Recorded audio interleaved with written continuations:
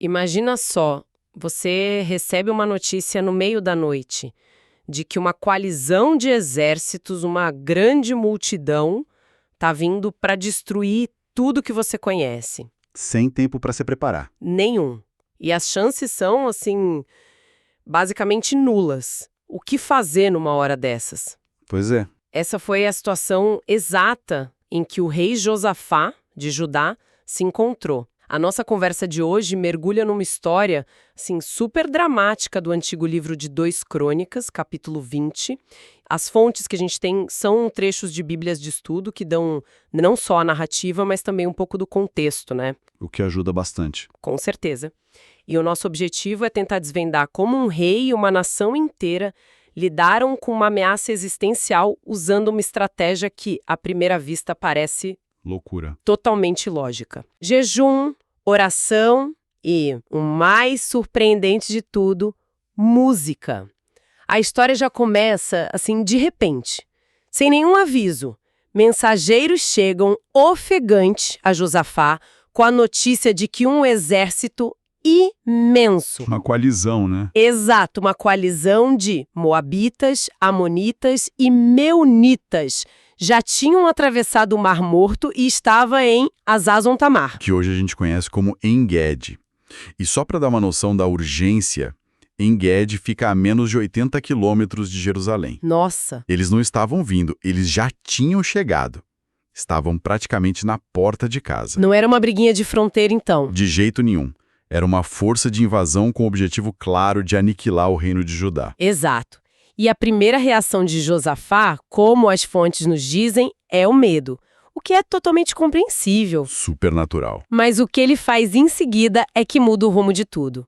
Ele não convoca os generais para traçar um plano de batalha. Não. A primeira atitude dele é proclamar um jejum em toda a nação e decidir buscar ao Senhor. E essa escolha de palavras é fascinante.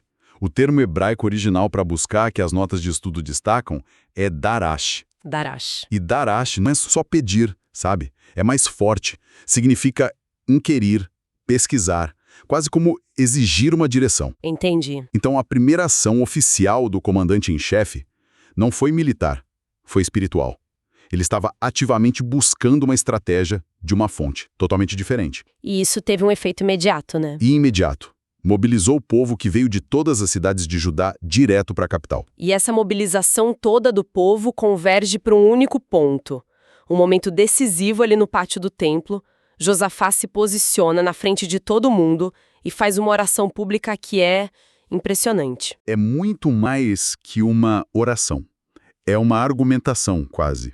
Ele começa estabelecendo a premissa fundamental: o poder de Deus sobre todas as nações. Certo. Ele basicamente diz: não és tu que governas dos céus sobre todos os reinos? Na tua mão há força e poder e ninguém pode te resistir. Ele está definindo os termos do debate, por assim dizer. Então a estratégia da oração dele não é só um pedido de socorro, é quase uma argumentação jurídica, certo? Exato. Ele está construindo um caso perante Deus usando precedentes históricos, alianças passadas. É uma tática fascinante. Exatamente.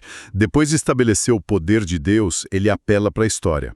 Ele lembra da aliança com Abraão, dizendo que aquela terra foi um presente, uma herança perpétua. Uhum.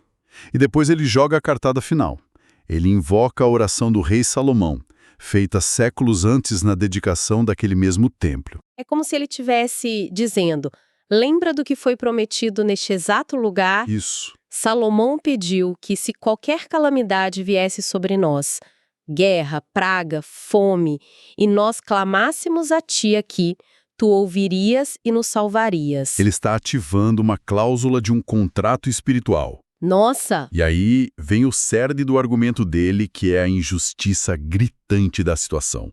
Ele lembra a Deus que, durante o Êxodo, séculos antes, Deus havia proibido Israel de atacar justamente aquelas nações. Amon, Moabe. E os do Monte Seir. Eles tiveram que dar a volta, respeitando o território deles. E agora ele apresenta conta. Ele basicamente aponta a injustiça da coisa. Pois é. Olha só a recompensa que a gente recebe por ter obedecido no passado. Eles vêm agora para nos expulsar da terra que tu nos deste. É um apelo poderoso ao senso de justiça e fidelidade de Deus. Brilhante. Ele não está se queixando, ele está argumentando com base na própria lei e nas ações de Deus no passado. Ele está mostrando uma aparente contradição, né? Total. A obediência de Israel está sendo recompensada com uma agressão completamente imerrecida. E ele termina com aquela frase que, para mim, é o coração de toda a história. Aquela admissão de que eles não têm a menor ideia do que fazer. É. Isso é incrivelmente raro para um líder, não é? Admitir total impotência na frente de todo mundo. É o ponto de virada da narrativa. A frase exata é: em nós não há força para enfrentar esta grande multidão que vem contra nós e não sabemos o que fazer, porém os nossos olhos estão postos em ti. Uau! Um líder, especialmente um rei em tempos de guerra, é a pessoa que se espera que tenha o plano. Claro. Josafá vira essa expectativa de cabeça para baixo. Ele não pede ajuda para executar o plano dele. Ele diz: nós não temos um plano, o espaço está em branco, a solução tem que vir inteiramente de ti. É uma transferência completa de responsabilidade. Completa, baseada em todo o caso que ele acabou de construir. E enquanto todos estão ali parados, o texto faz questão de mencionar que estavam todos presentes. Homens, mulheres e até as crianças pequenas. Sim, todo mundo. Uhum. O Espírito de Deus vem sobre um levita no meio da multidão, um homem chamado Jaziel, e a mensagem que ele entrega é onde a história dá uma virada que desafia qualquer lógica militar. Totalmente. A primeira coisa que ele diz é para acalmar todo mundo. Não tenham medo, nem se assustem por causa desta grande multidão. Que já devia ser difícil. Imagina! E ele completa: pois esta batalha não é de vocês, mas de Deus. Isso já é uma afirmação radical, mas as ordens que vêm a seguir são simplesmente absurdas do ponto de vista tático. Sim, ele diz: amanhã desçam contra eles, vocês não precisarão lutar, e reforça: tomem posição, fiquem parados e vejam a salvação que o Senhor lhes dará. Ficar parado. Ficar parado, na frente de um exército inimigo que veio para te aniquilar. É a principal declaração teológica da história. O papel humano foi redefinido ali. Não é lutar, é confiar. Não é agir, é se posicionar e testemunhar. Entendi. A estratégia militar divina é literalmente: não façam nada, só observem. Para qualquer general em qualquer período da história, isso é uma ordem suicida. Com certeza. É pedir para um exército marchar em direção ao inimigo, parar a uma distância de ataque e esperar. Eu não consigo parar de pensar na perspectiva de um soldado comum naquele exército. Você treinou a vida inteira com espada e escudo, e seu comandante coloca um coral na sua frente e diz para você ficar parado. O nível de confiança, ou loucura, necessário para seguir essa ordem é astronômico. Exato. E isso mostra que a primeira batalha que Josafá venceu não foi no campo, mas no coração do seu próprio povo. Boa. Ele conseguiu que eles acreditassem em algo que ia contra toda a lógica e instinto de sobrevivência. A confiança que ele demonstrou na oração contagiou a nação inteira. E o que acontece na manhã seguinte é a prova disso. Josafá reúne o povo e reforça a mensagem. Creiam no Senhor, seu Deus, e vocês estarão seguros. Creiam nos seus profetas e vocês serão bem-sucedidos. Dando incentivo final. Mas aí vem a implementação daquela estratégia maluca. Ele não coloca os soldados de elite na frente. Ele nomeia cantores. Cantores, na vanguarda do exército, é uma imagem surreal. Completamente. Um exército marchando para o que deveria ser um massacre liderado por um coro. E a letra da música é a chave de tudo. Eles não cantavam um grito de guerra pedindo força ou vitória. Não. Eles cantavam um hino de louvor. E as fontes nos dizem a letra exata. Deem graças ao Senhor, porque a sua misericórdia dura para sempre. Pensa nisso. Não era um canto de guerra pedindo vitória, era um canto de gratidão por uma vitória que eles ainda não tinham visto. Era uma ação de graças antecipada. Exato. Eles estavam agradecendo pelo resultado antes mesmo de a batalha começar. É uma declaração de fé no futuro, cantada no presente. E o texto diz que esse foi o gatilho. No momento em que começaram a cantar, a conexão é direta e explícita. O texto diz que, no momento em que eles começaram a cantar e a dar louvores, o Senhor pôs emboscadas contra os exércitos inimigos. Uau! O gatilho para a intervenção divina não foi o choque de espadas, a estratégia de flanqueamento ou qualquer tática militar. Foi o som da adoração. E o que acontece com o exército inimigo é uma confusão total. Eles basicamente se autodestroem, o que soa quase conveniente demais, não? As fontes dão alguma pista do que poderia ter causado essa confusão? É uma boa pergunta. Foi pânico, uma desinformação divina, uma briga interna que já estava latente? As fontes não dão um mecanismo psicológico ou tático detalhado, elas apresentam o evento como uma intervenção direta. Entendi. O texto diz que os homens de Amon e Moabe se levantaram contra os habitantes do Monte Seir para destruí-los completamente. E depois que exterminaram seus próprios aliados, eles se viraram uns contra os outros. Nossa! A gente pode especular que talvez antigas rivalidades dentro daquela frágil coalizão vieram à tona, ou que houve um pânico generalizado, uma falha de comunicação catastrófica. Mas, para o narrador da história, a causa é clara. Foi uma ação sobrenatural. Uma emboscada divina? Exato, uma emboscada que gerou o caos. E quando o exército de Judá finalmente chega ao ponto de observação no deserto, de onde podiam ver o campo de batalha, a cena é chocante. Eles não veem um inimigo pronto para lutar. Veem apenas uma vasta planície cheia de corpos. O texto é enfático. Ninguém tinha escapado. É uma imagem poderosa.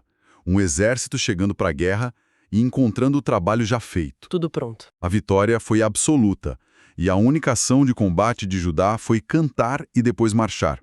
É a inversão completa da lógica da guerra. O único esforço deles foi o que veio depois. O texto diz que eles passaram 3 dias inteiros só recolhendo os despojos. 3 dias? Os bens, as joias, as roupas caras, as armas. Era tanta coisa que eles mal conseguiam carregar. A recompensa pela fé foi literalmente tangível. E no 4º dia eles se reuniram num vale próximo para celebrar. E nomearam aquele lugar de Vale de Beraca. Que significa o quê? Vale da Bênção, ou Louvor. Eles transformaram um campo de batalha num lugar de adoração, fechando o ciclo que começou com o canto. Faz todo sentido. E o impacto disso foi geopolítico. A narrativa diz que o temor de Deus veio sobre todos os reinos daquelas terras, quando souberam como o Senhor lutou por Israel. Essa vitória garantiu um longo período de paz para o reino de Josafá. A história parece terminar perfeitamente aí, certo? Vitória milagrosa, paz, prosperidade. É o final de Conto de Fadas. Pareceria que sim. Só que as fontes que temos também cobrem o resto do reinado de Josafá. E há um epílogo que funciona como um alerta importante. Exato. E isso me faz pensar no contraste com o final da história dele, que as fontes também detalham. Porque o mesmo rei que acertou de forma tão espetacular aqui, comete um erro crasso mais tarde. É mesmo. Apesar de ser um rei majoritariamente justo, ele parece ter uma fraqueza por alianças com os reis do norte, o reino de Israel, que naquela época era visto como idólatra e corrupto. E essa fraqueza aparece de novo. Ele faz uma aliança com Acasias, o rei de Israel, que as fontes descrevem como um homem perverso. E qual era o objetivo dessa aliança? Não era militar, era comercial. Eles decidiram construir uma frota de navios em Ezion-Geber com o plano de enviá-los para Tarsis. Um lugar famoso por suas riquezas. Exato, para fazer comércio. Do ponto de vista puramente de negócios, parece um plano inteligente. Unir recursos, diversificar a economia, buscar novas rotas comerciais. É uma estratégia pragmática. Totalmente. Mas um profeta chamado Eliezer o confronta. E a mensagem é direta e cortante. Porque você se aliou com Acasias, o Senhor destruirá o que você construiu. E foi exatamente o que aconteceu. Antes mesmo dos navios zarparem, o texto diz que eles se quebraram. No porto. Provavelmente uma tempestade ou algum outro desastre natural destruiu toda a frota. O projeto foi um fracasso total antes mesmo de começar.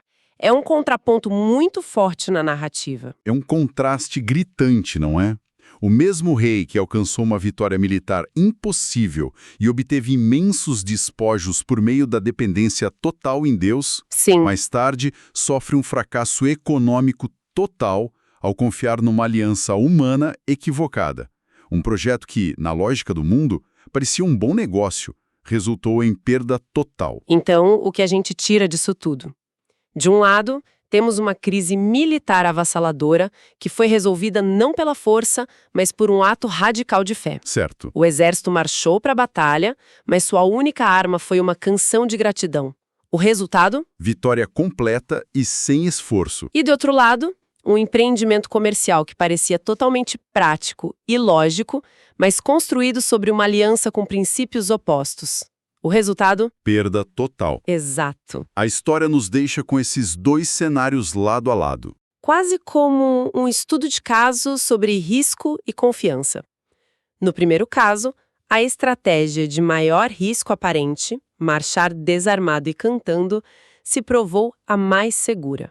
E no segundo caso? A estratégia de menor risco aparente, uma parceria de negócios, se provou um desastre completo. O que é fascinante aqui é o contraste entre as duas abordagens para resolver problemas. Uma é baseada em alianças de poder, recursos humanos e conveniência. A lógica do mundo, digamos assim. Exato. A outra é baseada no reconhecimento da própria fraqueza e na dependência de um princípio superior, mesmo quando a estratégia parece ilógica aos olhos humanos. É uma boa síntese. E isso levanta uma questão interessante para a nossa própria reflexão. A história apresenta um estudo de caso sobre duas lógicas fundamentalmente diferentes para lidar com desafios. Em momentos de crise, seja pessoal, profissional ou até maior, qual dessas estratégias soa mais natural, mais lógica para nós? E qual delas esta antiga narrativa sugere que pode ser, no final das contas, a mais eficaz?